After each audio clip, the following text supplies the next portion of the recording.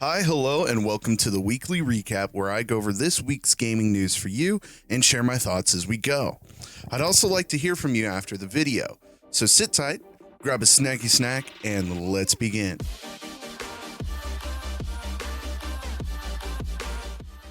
The Final Fantasy VII Remake has been delayed to April 10th, originally scheduled for March 3rd. The official Twitter accounts saying, "We are making this tough decision in order to give ourselves a few extra weeks to apply the final polish to the game and deliver you the best possible experience." Honestly, we have waited for quite some time, so what's a few more weeks? I'd rather the dev teams to take their time getting out a quality product than rushing something that just isn't functional. Not looking at anybody. Anthem. This really just must be the week for delays, as Cyberpunk 2077 is also delayed till September 17th. Project Red, the devs behind the game, also stated that the multiplayer won't be out until 2021. Though within the same breath, there is an updated post in a conference with investors. This was said. Given the expected release of Cyberpunk 2077 in September, and speaking of the series events we have expected to occur after that date, 2021 appears to be unlikely as a release date for Cyberpunk multiplayer. So honestly, at this point, we really don't even know when the multiplayer for this thing's coming out. But from the gameplay, from the trailers, from people getting hands-on with it, does it even really need multiplayer? The single player looks great enough. But I digress.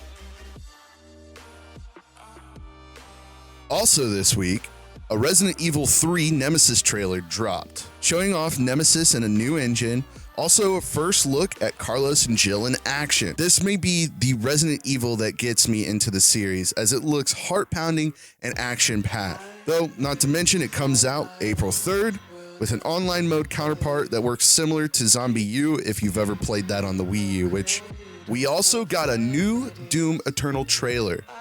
Now this is a fucking awesome trailer, as we get a proper story setup, showcase of weapons, mobility, and carnage, and it's safe to say I'm fucking creaming my pants, my guy.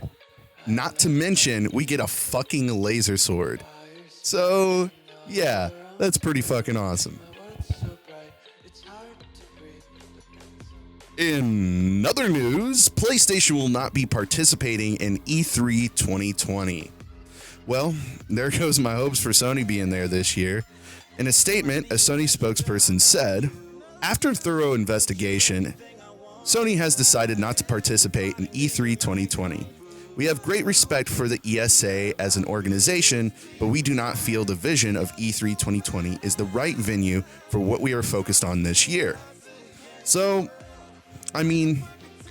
this kind of makes you wonder, are they going to do the thing in February? Well, I have something on that as well. Now, based off of these tweets and the inside sources that Matt Futter has, more than likely Sony is going to do the February unveiling, as we've seen similarly in 2013 with the PlayStation 4. Now, with this being said, the very interesting part is that it won't actually be hosted by Sony. It's going to be hosted by a third party. So maybe they're just like, fuck it, it's not worth our time to sit here and do it ourselves. But that just brings more questions than answers. Speaking of more questions with no fucking answers, Horizon Zero Dawn might be coming to PC. According to inside sources at Kotaku, the PS4 exclusive will find its way onto PC later this year. Now, with that being said, I think Sony is just testing the waters to see if there's a market on other platforms for Sony's titles. I think this is good for software sales, but it is the same issue I have with the Xbox Game Pass, being for PC. What's the point of making an exclusive console, if you're just gonna port and or stream it to other consoles? Though, hey, only time will tell if that works out. Well, we got the final character, a part of the Fighter Pass in Super Smash Bros., and to be honest, we need less sword people. Shit. This makes it how many fucking anime sword people from Fire Emblem? You gotta think about that. There's a lot of sword people in the game, but a good portion of them are from Fire Emblem. And so they're just like, yo, let's go out with a whimper and just release another Fire Emblem character. And I get it, because the new Fire Emblem, the Three Houses game, doing really well. You want to kind of promote and push that and kind of celebrate that game. I get it. But at the same time, come on now. Like, it could have literally been anything else and people would have been satisfied. I remember being on Twitter and actually seeing people thinking it was going to be Dante, which luckily, not all hopes lost, as they announced a new Fighter's Pass with 6 characters this time around, and hopefully they're going to add Dante to the mix. Disintegration, from the co-creator of Halo, will be releasing a beta on PC, PS4, and Xbox One. Now, just looking at the gameplay and stuff, I can't help but think of the main character as an EXO from Destiny, and how the play style kind of reminds me of Anthem in some ways. And also, like, the big mech dude looks like a Colossus from Anthem as well. So this is kind of like, it's like a post-apocalyptic game mixed with like Anthem with Exos from Destiny, and you're just slapping it all together. And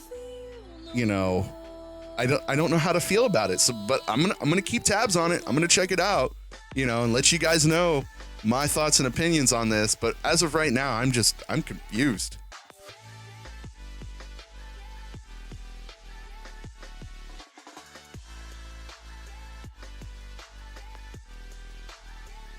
All right, here is the clip of the fucking week, guys. Taekwondo done with fucking health bars. That's fucking cool. So essentially, they strap on these sensors onto the chest, the head, and other parts of their body. So whenever a part is striked, it measures the intensity of it, or the, pounds that are put on that body part. And basically that equates to how much health is getting lost. So honestly, they need this shit. Like, honestly, imagine this publicly televised, and like, what if they did this for the Olympics, right? So they have this for the Olympics, and it's just people just beating the crap out of each other. I mean, imagine if you had this at home. Your boys, you put on the vest, and you start beating the shit out of each other. Be like, yo, that one punch would have literally took you out in one punch. You're lucky you're wearing that vest, motherfucker. So, I don't know. I think this should be implemented more often, and the technology should be perfected, because the uses, the amount of stuff that could be done with it would be amazing. All right, and before I go, I want to leave you with this. The new Humble Bundle, Australia Fire Relief Bundle. So it's a $400 value of games, but you don't have to pay $400 for it. The recommended price is about $25, and your proceeds, and basically what you're paying for, is going to be split between 2 companies or 2 organizations. WIRES, a local wildlife rescue group, and RSPCA, and the World Wildlife Fund. You can go ahead, buy the bundle here. I'm just going to post that down below. Australia's on fire. Shit's not cool. When are people gonna not be dumbasses and just light shit on fire?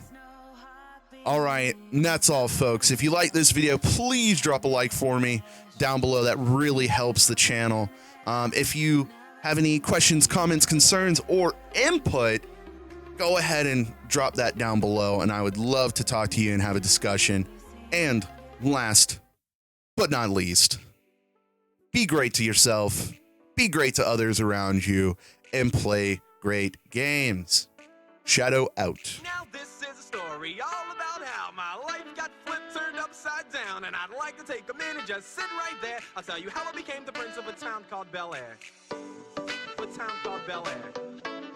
A town called Bel Air.